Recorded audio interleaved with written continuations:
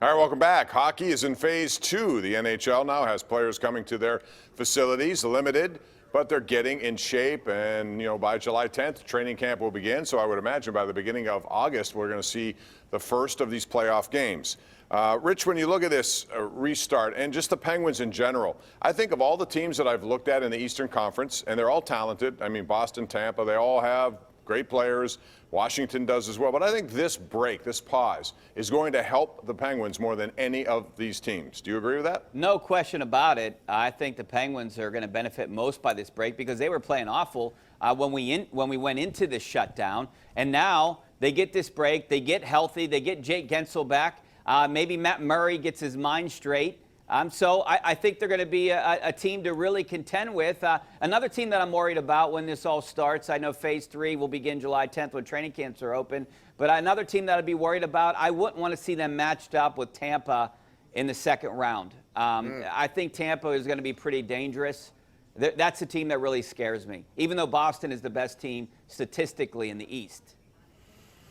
No, I think the Penguins can win the Eastern Conference, Bob, but where are they going to do it? I mean, they're going to be doing it on the Vegas Strip. What the heck's that all about? One of the things I do not understand for the life of me about this tournament is that they're so concerned about teams having an unfair advantage if they're in their own home city now, that we've got to flip everything and the East teams have to go out west. I know one of the things that I complain about with the Penguins all the time, and it's true, go look up the numbers, they are absolutely terrible in early games. If you ask them to wake up and play a 12:30 game or a 1 o'clock game, they sleep through the first period. And now they're going to be having to play games in the morning out west at like 10 a.m. to make sure that everybody can get their games in one day. That's something I'm not all that excited about as a Penguins fan, Bob. No, I think it would be a bad situation, quite frankly, but at this point, there is no good situation. They're going to try to make it. We know Vegas is going to be one of them. I have 30 seconds here.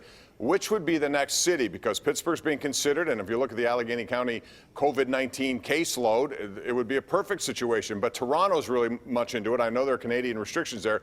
But, Rich, where do you think the next hub city will be? And, again, do it quickly. I don't think it'll be in Pennsylvania, but if you'd ask me to bet on it, I'm betting on Columbus. I think that's where it's going to be. Wow. And I would hope that they would have enough brains to put all the East teams in Columbus.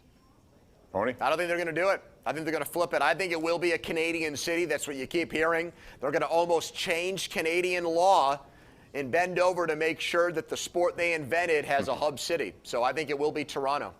Probably Toronto. That's what I'm hearing as well. All right, we're going to take a break. When we come back, we're going to talk about the PGA Tour, which just returned today, and some of these guys' thoughts about having no fans there and other places. That's next.